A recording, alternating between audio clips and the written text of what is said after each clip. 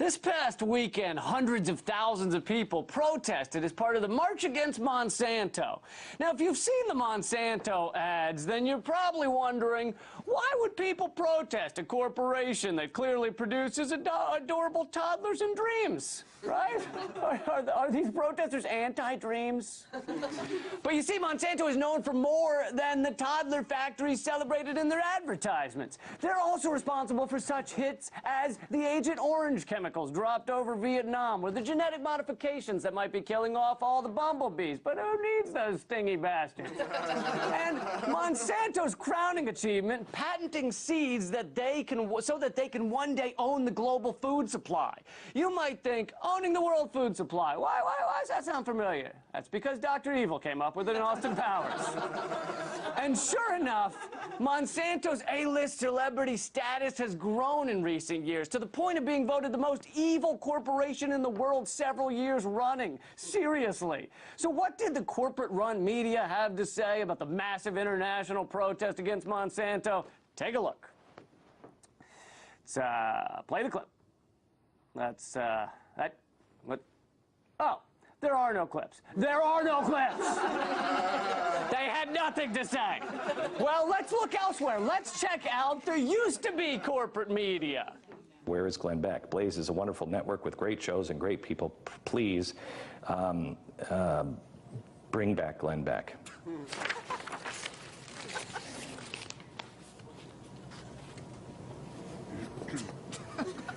I think you're my best friend. When I was 13 years old, I got into radio and I didn't have a lot of friends. My microphone became my best friend.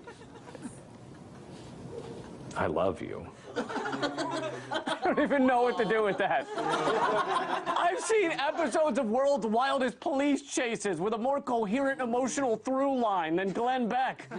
That's your best friend, Glenn? A troll in his underwear hunched over a keyboard typing "Bring back Glenn Beck" with his beak? You're in love? All right, point is, only alternative media is talking about this, even though Monsanto is taking a dump in our food supply. President Obama even put Michael Taylor at the top of the Food and Drug Administration. Taylor is the former VP of Public Policy for Monsanto. That's like putting Donald Sterling in charge of the NAACP. It's like putting Lance Armstrong in charge of the DEA. It's like putting the Westboro Baptist Church in charge of sensitivity training. It's like putting Vin Diesel in as the lead actor in the Canterbury Tales performed in the original Old English.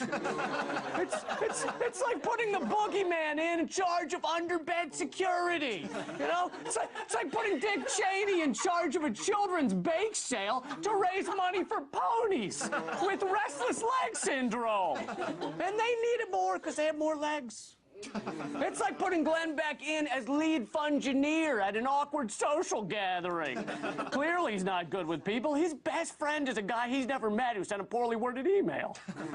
It's like, no, that's all I got. That's all the things on Earth that are as bad as putting the GMO-loving, bumblebee-killing, seed-patenting gremlin diddler in at the top of the FDA. From 1929 to 1971, the Monsanto Aniston plant in Alabama produced PCBs as industrial coolants and insulating fluids for transformers and other electrical equipment. PCBs became central to American industries as lubricants, hydraulic fluids, and sealants. PCBs are highly toxic members of a family of chemicals that mimic hormones, and have been linked to damage in the liver and nervous system, as well as immune, endocrine and reproductive disorders. While the plant was in production, excess PCBs were dumped in a nearby open pit landfill, or allowed to flow off the property with storm water. Some were poured directly into a creek running alongside the plant and emptying into a larger stream. Today, after tons of contaminated soil have been removed in an effort to reclaim the Aniston site, the area around the old Monsanto plant continues to be one of the most polluted spots in the U.S. The people of Aniston have breathed air, planted gardens, drunk from wells, fished in rivers, and swum in creeks contaminated with PCBs without knowing the danger. As public awareness grew in the 1990s, health authorities found elevated levels of PCBs in houses, yards, streams, fields, fish, and people. The cleanup is now underway, and will take years, but once PCB is absorbed into human tissue, it is there forever. Monsanto closed its PBC plant in Wales in 1977. In recent years, residents of Grosfine, in southern Wales, have noticed volatiles emanating from an old quarry outside their village. As it turns out, Monsanto dumped thousands of tons of waste from its nearby PCB plant into the quarry. British authorities have identified the site as one of the most contaminated places in Britain. What did Monsanto know about the potential dangers of the chemicals it manufactured? Information from court records indicates Monsanto knew quite a lot. The evidence that Monsanto refused to face questions about the toxicity of PBCs is clear. In 1956, the company tried to sell its PCB containing hydraulic fluid, Hydro 150, to the Navy. Monsanto supplied the Navy with test results from the product, but the Navy decided to do its own testing. As a result, Navy officials informed Monsanto that they would not buy the product, saying that application of Hydro 150 caused death in all of the rabbits tested, and indicated definite liver damage. According to an internal Monsanto memo divulged during a court proceeding, no matter how we discussed the situation, it was impossible to change their thinking that Hydro 150 is just too toxic for use in submarines, stated Monsanto's medical director. In 1966, a biologist conducting studies for Monsanto in streams near the Anniston plant submerged test fish. He reported to Monsanto that all 25 fish lost equilibrium and turned on their sides in 10 seconds and all were dead in 3.5 minutes. The company swung into action to limit the PR damage when the Food and Drug Administration found high levels of PCBs in fish near the Anniston plant in 1970. An internal memo entitled Confidential, FYI and Destroy, from a Monsanto official, reviewed steps to limit disclosure of the information. One aspect of the strategy was to get public officials to fight Monsanto's battle. Joe Crockett, Secretary of the Alabama Water Improvement Commission, will try to handle the problem quietly without release of the information to the public at this time, said the memo. The plant manager of Monsanto's Anniston site convinced a reporter for the Anniston Star that there was nothing to worry about. An internal memo from Monsanto's headquarters in St. Louis summarized the story that subsequently appeared in the newspaper, quoting both plant management and the Alabama Water Improvement Commissions. The feature emphasized the PCB problem was relatively new, was being solved by Monsanto and, at this point, was no cause for public alarm. The real truth is that there was huge cause for public alarm for the harm done to the public by Monsanto. But that was the old Monsanto, not today's shiny new Monsanto. Today's Monsanto says it can be trusted, that its biotech crops are as wholesome, nutritious and safe as conventional crop, and that the milk produced from cows injected with its artificial growth hormones is identical to the milk from untreated cows. My brother was Muslim, and he was killed by people who pretended to be Muslims. They are terrorists. That's it. Now, I don't want to get into a definition of what is a Muslim and what's not a Muslim, and people can debate that all day long. But understand that people who call themselves Muslim are 1.6 billion people, and they vary greatly. And one of them was killed in these attacks, and his family says, for Christ's sake, God's sake, Allah's sake, for everybody's sake, stop attacking us based on race and religion, whether it's Muslims or Jews. Don't attack anyone. More sensible words have not been uttered. We wish that the rest of people in France, America, and across the world would listen. Attacks on mosques were also reported at several locations, as well as a criminal explosion at a kebab shop near a place of worship. Several training grenades were thrown into the courtyard of this mosque in the French city of Le Mans. One exploded, but no injuries were reported. Police cordoned off the building. There have been no reports of arrests. People that are attacking these mosques and that have opinions about Muslims full of hatred is mainly because they don't know Muslims. They don't know the religion properly. What they know about religion is based on prejudices what they read from anti-Muslim sites and so on. But also another factor is also fear, that a lot of these people attacking Muslim mosques and so on, they do it out of fear, because they have a fear that the minorities are going to take over. Because that's what their ideologies are teaching them, basically, that these minorities are going to take over, so you need to secure the place in your society and so on. So I think it's lack of knowledge and fear. Lassana Bartheley, a Muslim employee of the Paris kosher supermarket held up by a terrorist yesterday, is being hailed as a hero after he saved numerous customers from being kept hostage. The terrorist, Amidi Koulibaly, had taken the market hostage and threatened to kill everyone inside if the police took action against Sheriff and Said Kouachi, the two brothers suspected of the Charlie Hebdo massacre. The Kouakis were eventually killed in a separate raid. When Koulibaly began opening fire in the market, customers rushed into the basement along with Bartheley, who suddenly had an idea and began herding people into a giant walk-in freezer. "I turned off the light, I turned off the freezer," he told. As he locked the door from the outside, he told them, "Stay calm here. I'm going out." He later checked in on the survivors in the fridge, who said they were cold but otherwise doing well. "We'll open a bottle of wine here, there are plenty," someone in the fridge joked. Police soon raided the supermarket and killed Koulibaly, eventually releasing the freezer hostages. An extremely unwelcome protest. The words of the West Midlands Police as about 1,000 English Defence League or EDL members descended on Birmingham for another anti-Islam demonstration. They gathered at a local bar from the morning and shouted expletive slogans about Islam, Allah and Muslims. This protest is particularly contentious, with EDL supporters being bussed in from across the country to Birmingham, where 1 in 5 of the city's 1 million population is Muslim. The protest is taking place in the middle of the fasting month of Ramadan, and as mosques across the country are being attacked.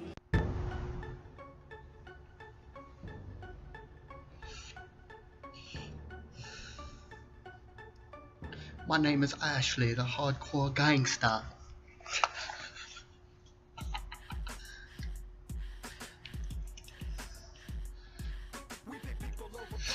You know what I think of when I hear that? Bully. Because that's all you are. That's all any gangster is. Fucking bully. Thief.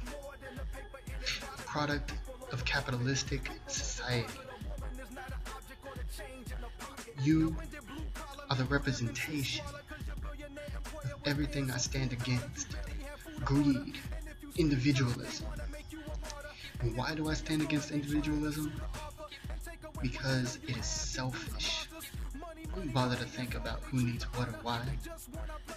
Just what you can get and how you can get it. And it is shoved down the throats of children and young adults by movies like Pirates of the Caribbean. Get all you can get while you can. Meanwhile, fuckers like you don't give a shit about organizations like Monsanto that are poisoning the food supply. You don't give a shit about organizations like Walmart that are choking out small business. Or the propaganda that is constantly being fed, particularly through European nations, against the Palestinian people and Islam. All you care about is getting yours.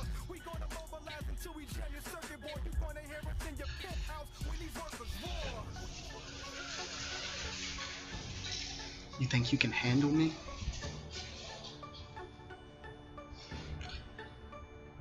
No one in ASE has been able to handle me yet. You don't know what I'm about. You may have seen me in action, but you don't know what I'm about. You don't know what I'm like in that ring. A few people in ASE do now. One in particular. Two actually. the current, new, reigning, ultraviolet champion, Eric Herrera, and the new, acting owner of ASC, Sickle. I beat both of them. And I imagine you knew that I had already beat Eric in his own company. But you probably didn't know that for the legacy that Sickle is, he could not beat me. You wanna know the fucked up part?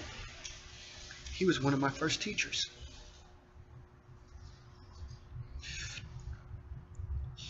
I got my original lessons from the likes of him, Scott Stonewall, Sickle's brother, Alexander James, and Scott's former partner, Andre Bates. But I didn't stop there. I kept going. See, back then, I was like you. It's all about proving how tough I was. Now, I have a message. I'm here to show the people that they can stand for something more than greed and selfish desire. They can stand up for what is right and give a damn and still be in this business. I am changing the face of wrestling as you know it. I'm smarter than you.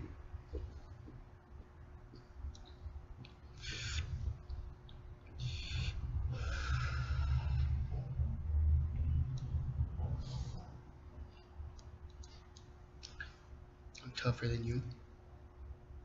I'm more creative than you. Take a look at my last match. I faced what many would consider a legend in ASC, Sebastian Kane, and he thought he had my number. He had seen it all. And what happened? I choked his ass out. He got a wake-up call. And here soon, so will you. You see, when we get in that cage, the sun ain't gonna be shining anymore.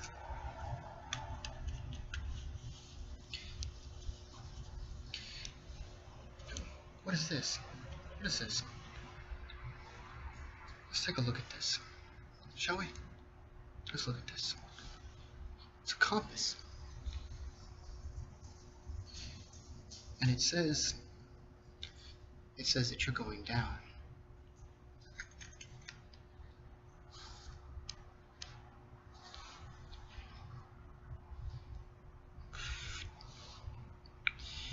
You ain't ready for me.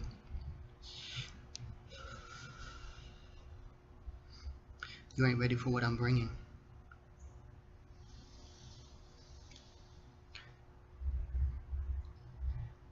You're gonna get your wake-up call. And when it's over, your dreams of ever beating me are gonna go up